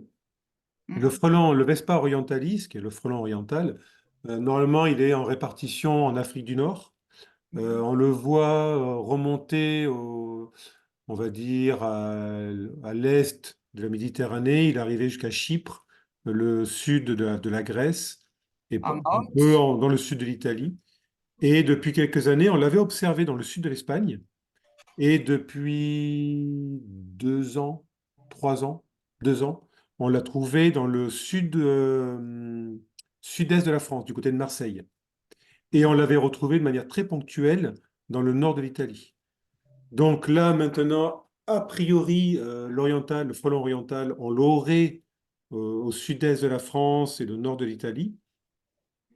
Mais est-ce qu'il va remonter vers le nord? Oui, certainement, avec le réchauffement climatique, c'est indéniable. Est-ce qu'il va remonter jusqu'à vers chez vous, par exemple? Pas tout de suite. Je pense pas. Dans le sens qu'a priori, alors ça, je suis pas très calé sur l'oriental, mais a priori, il aurait besoin de conditions climatiques plus chaudes que ce que l'on peut avoir dans le nord de la France, par exemple. Donc, il va pas remonter très vite. Théoriquement, moi, je reste prudent, mais théoriquement, d'après certains collègues, ça devrait être beaucoup plus lent. Ou alors il va rester cantonné vraiment dans la zone méditerranéenne. Mais ça, c'est que l'avenir qui nous le dira. Mais c'est un problème. Maintenant, on a aussi le problème d'introduction de nouvelles espèces. Regardez aux États-Unis, Vespa vutina a été introduit dans quel état? En Géorgie, il y a 2 ans, je crois. Il est arrivé il y a 2 ans. Ils commencent déjà à essayer de mettre en place de la lutte. Ils ont eu des attaques de frelons asiatiques, enfin de Vespa velutina sur des ruchers en Géorgie. Et en Floride, ils commencent à s'inquiéter et à mettre en place de la surveillance. Donc, ça peut arriver.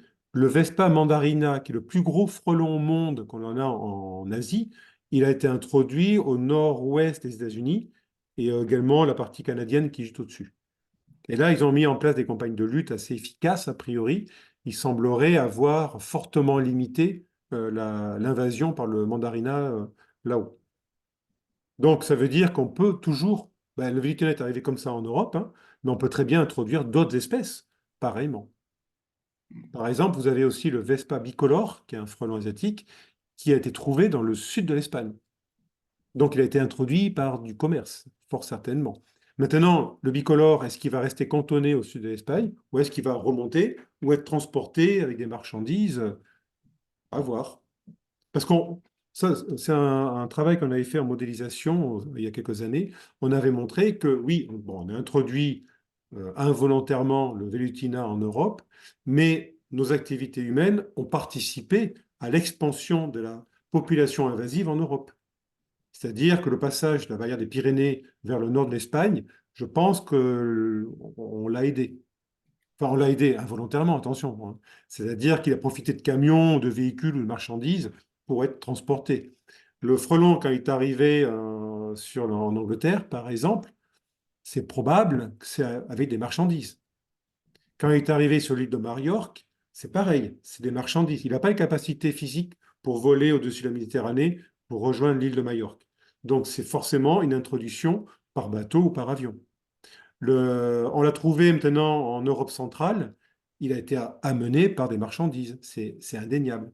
Donc, on a toujours, avec ce transport intercontinental ou intracontinental, eh bien, on transporte des espèces vivantes. On peut transporter des fondatrices, par exemple, et c'est comme ça qu'on participe à l'installation de colonies de guêpes et de frelons invasifs dans différents endroits. Donc, on a toujours ce risque d'introduire d'autres espèces invasives, oui, évidemment. D'accord, merci. De rien.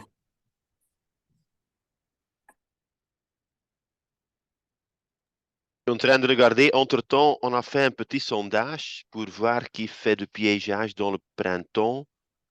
Et on voit que 80% des apiculteurs qui sont ici dans la Réunion font le piégeage dans le printemps. Ça pour info. Je vais te...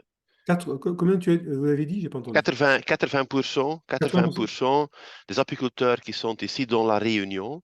Mhm. Donc, nous sommes avec 180. Oui, 80% fait la chasse dans le printemps sur les rennes. Le springtrapping. Moi, je dirais, oui, comme je disais tout à l'heure, je n'ai pas changé d'avis, hein, c'est que si les personnes ont vraiment envie de le faire, OK, mais il faut prendre des précautions. Il ne faut pas impacter les populations d'autres insectes et avoir. De toute façon, vous êtes je dirais, au-dessus du front de migration de la population invasive. Je dirais tout est bon pour essayer de limiter l'expansion de la population invasive. Vous êtes au meilleur endroit pour le faire. Donc, si c'est fait dans les règles correctement et en respectant les autres populations d'insectes, ça peut participer à un contrôle de la population invasive. Ça peut participer. Donc, ouais, très bien. OK.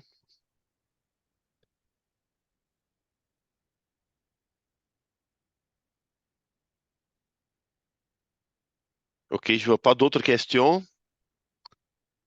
Donc, tout le monde te remercie. C'était très intéressant. Avec plaisir. On a vu beaucoup. Maintenant, je vais parler en néerlandais peut-être encore. Vous Deux avez besoin de moi minutes. encore ou je vous quitte? Parce que le néerlandais, je ne vais pas comprendre. Oui, mais on va terminer en tout cas. C'est dans 2 minutes, c'est fini. Hè, c'est fini. Hè. Ouais. Dus oké, ik denk dat we hier stilletjes aan zullen afsluiten. Natuurlijk, de vertaling die je nu nog ziet onderaan, die klopt langs geen kanten meer, omdat als we Nederlands spreken, werkt het systeem niet qua vertaling, dus je mag die uitschakelen. Maar de vertaling, we hebben even een kleine enquête gedaan, dus 64, 65% antwoord dat de vertaling duidelijk was en goed was eigenlijk. Een derde zegt dat het minder goed was. Inderdaad, we werken met software die iedere dag verbetert. Vorig jaar, of zeker enkele jaren terug, was dat nog compleet onmogelijk. Ik denk de komende maanden zal die nog heel sterk verbeterd worden en zal dat steeds beter worden. Dus het alternatief dat we hadden, was oftewel moesten we iedere zin mondeling vertalen, wat de duur van de meeting zou verdubbelen. Velen verstaan ook redelijk wat Frans eigenlijk. Dus vandaar dat we opteren voor de beste software die op de markt is. En ik denk toch dat het redelijk goed, eigenlijk redelijk duidelijk was, de vertaling. Dus ja, ik denk dat we hier gaan afsluiten. Dus uiteindelijk, de komende weken hebben we nog 3 meetings. Dus volgende week en de derde week zijn er 2 onderzoekers en professoren uit Frankrijk. Dus volgende week gaat het vooral over de toestand in Baskenland en het onderzoek dat gepubliceerd is in wetenschappelijke tijdschriften met goedkeuring van de Spaanse en de Europese overheden naar het Trojaans paard, met voor- en nadelen.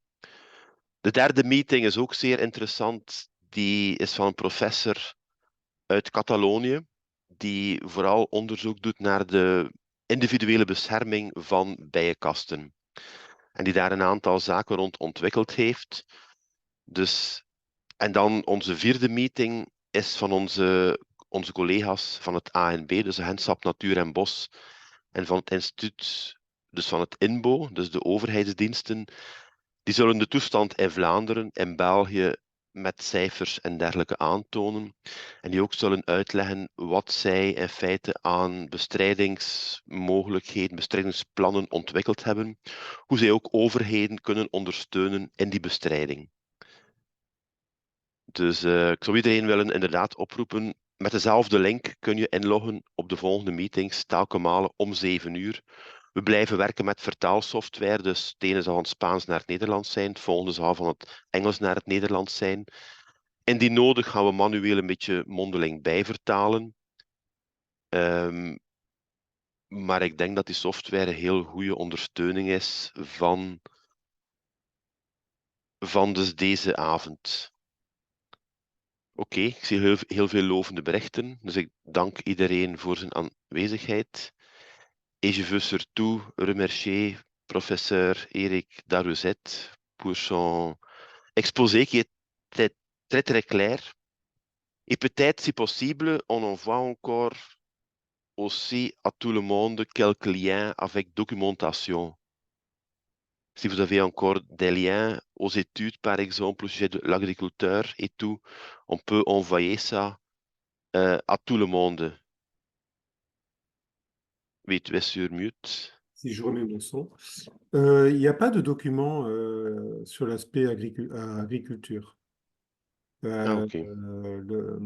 Les données que je vous ai communiquées sur les vergers et les vignobles, c'est en discutant avec les professionnels de ces secteurs d'activité qui m'ont fait part de ces problèmes.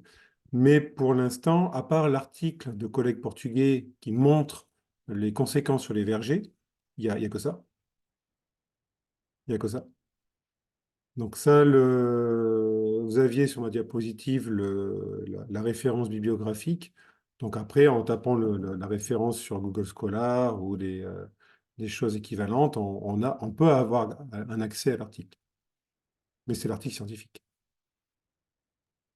Ok, merci bien. Mais de Ok, rien.